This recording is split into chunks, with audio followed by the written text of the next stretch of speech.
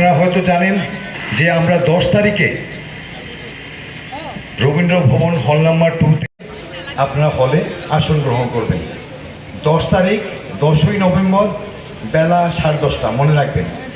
ওনারা আমাদের আহ্বানে সাড়া দিয়ে ওনারাও আমাদের সঙ্গে পদযাত্রায় সামিল হয়েছেন এবং রবীন্দ্র ভবন প্রাঙ্গণ থেকে স্টেট আয়ুর্বেদ হসপিটাল পর্যন্ত যে 1.5 কিলোমিটার আনুমানিক রাস্তা, এটাও তারা অতিক্রম করেছেন। আমি সকলকে ধন্যবাদ জানাচ্ছি যারা এখানে আমাদের সঙ্গে যুক্ত হয়েছেন, সকল অংশের মানুষ যেভাবে স্বতঃস্ফূর্তভাবে এসে আজকে আমাদের এই আয়ুর্বেদ দিবস উপলক্ষে যে একটা ছোট্ট শোভাযাত্রা, সেটাকে সাকসেস করার জন্য ধন্যবাদ।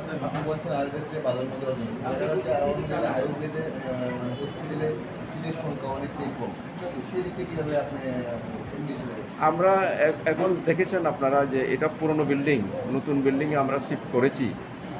ধীরে ধীরে আমরা এটাকে প্রসার ঘটানোর জন্য বিভিন্ন হেলথ অ্যান্ড ওয়েলনেস সেন্টারেও আজকে বলতে পারি যে ত্রিপুরা রাজ্যে টোটাল 37টি হেলথ অ্যান্ড ওয়েলনেস সেন্টারেও আয়ুর্বেদের উপরে আমরা আমাদের ডাক্তার এবং যারা কর্মী রয়েছেন স্বাস্থ্যকর্মী তাদেরকে আমরা পোস্টিং দিতে পেরেছি।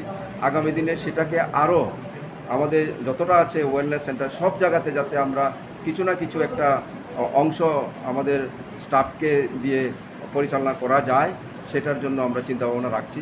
এবং আপনার যেটা প্রশ্ন যে স্টেট আয়ুর্বেদিক হসপিটালেও যে বেডের সংখ্যা রয়েছে সেটা বাড়ানোর ক্ষেত্রেও আমরা প্রয়াস নেওয়ার চেষ্টা করব।